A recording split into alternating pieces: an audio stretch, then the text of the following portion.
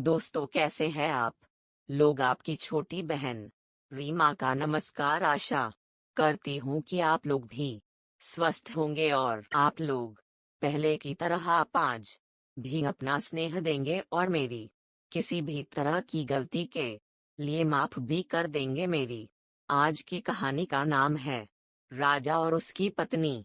काशी राज्य में एक राजा रहते थे और उनकी एक पत्नी थी जो बहुत ही सुंदर थी, लेकिन बहुत समय तक उनके कोई भी संतान नहीं हुई। तब उनकी पत्नी ने उनकी दूसरी शादी करवा दी, लेकिन वो सांवली थी। राजा की पहली पत्नी अपनी सौतन से नफरत करती थी, लेकिन मजबूरी में उसने यह शादी करवा दी क्योंकि राजा को संतान चाहिए थी। राजा की गोरी पत्नी को अपने गोरेपन का बहुत घमंड था और जो सांवली थी वह बहुत सीधी और भगवान में भरोसा करती थी।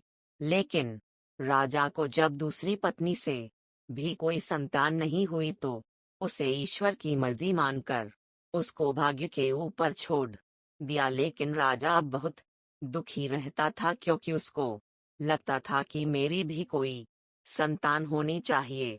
राजा अपनी दोनों पत्नियों से बहुत प्यार करता था, पर राजा की मनपसंद पत्नी बड़ी ई की मात्रा गोरी वाली थी, लेकिन उसने कभी भी दोनों पत्नियों में अंतर नहीं किया। राजा की जो गोरी पत्नी थी वह बहुत नकचढ़ी और झगड़ा करने वाली थी। वो घर के सब काम राजा की सांवली पत्नी से करवाती थी और वह बेचारी सब काम आराम से कर लेती थी, पर राजा को कुछ नहीं बताती थी। एक दिन राजा की दोनों पत्नियों का बहुत बड़ा झगड़ा हुआ और राजा की गोरी पत्नी ने सांवली पत्नी को महल से निकाल दिया। तब सांवली रानी ने राजा को सारी बातें बताई। तब राजा उससे कहने लगे कि मैं तुम्हारे लिए अलग से दूसरा महल बना दूंगा, तुम उस महल में रहना। फिर राजा ने महल के सामने एक दूसरा महल बनाया और उस महल को सांवली रानी को दे दिया। कुछ दिन के बाद राजा दूसरे राज्य में घूमने के लिए जा रहा था तो उसने अपनी दोनों पत्नियों से कहा कि तुम दोनों को क्या क्या सामान चाहिए मुझे बता दो, मैं तुम दोनों के लिए लेकर आऊंगा। तब राजा गोरी पत्नी के पास गया और उसे कहने लगा कि तुम्हें बाजार से क्या चाहिए। तो वह बोली, मुझे मेकअप का सारा सामान चाहिए।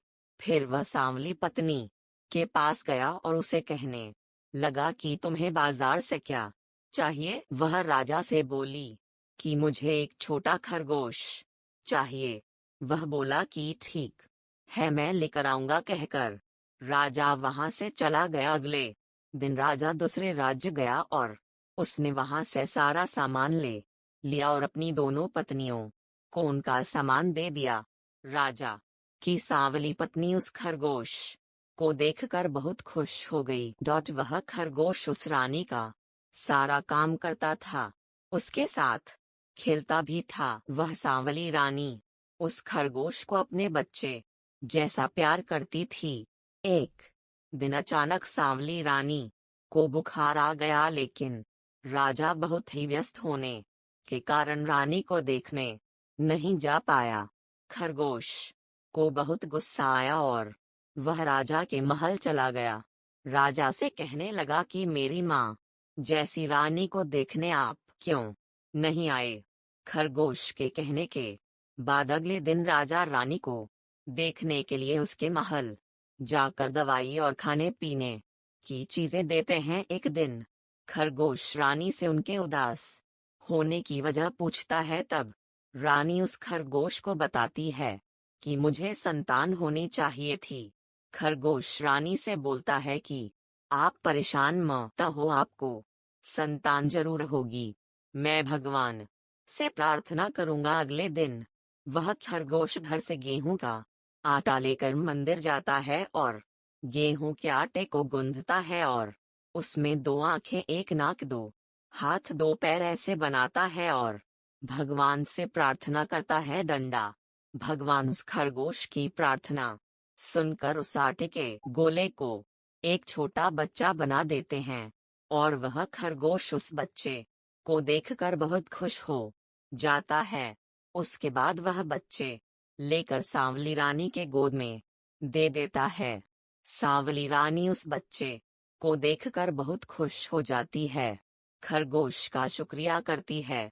राजा को खबर मिलती है कि सांवली रानी को बच्चा हो गया। राजा बहुत खुश हो जाता है। डंडा उसकी खुशी का कोई ठिकाना नहीं रहता। ढोल नगाड़े लेकर रानी के घर जाता है। उसे महल आने के लिए कहता है। सांवली रानी खुशी से अपने बच्चे को लेकर महल जाती है और राजा उस गोरी रानी को घर से निकाल देता है और सांवली रानी को अपने पास रख लेता है। कहानी से शिक्षा। इस कहानी से हमें यह सीख मिलती है कि कभी भी किसी बात का घमंड नहीं करना चाहिए। रंग रूप तो ऊपर वाले की मर्जी से मिलती है, इसमें हम कुछ नहीं कर सकते, और न ही रंग रूप हर समय एक जैसा रहता है। दोस्तों, आपको मेरी यह कहानी कैसी लगी आप लोग जरूर बता दे, और जिन्होंने मेरा चैनल अभी तक सब्सक्राइब नहीं किया वो जरूर कर ले और घंटी का बटन जरूर दबा दे, जिससे आपको आने वाली हर कहानी का पता चल जाए। आपकी छोटी बहन रीमा।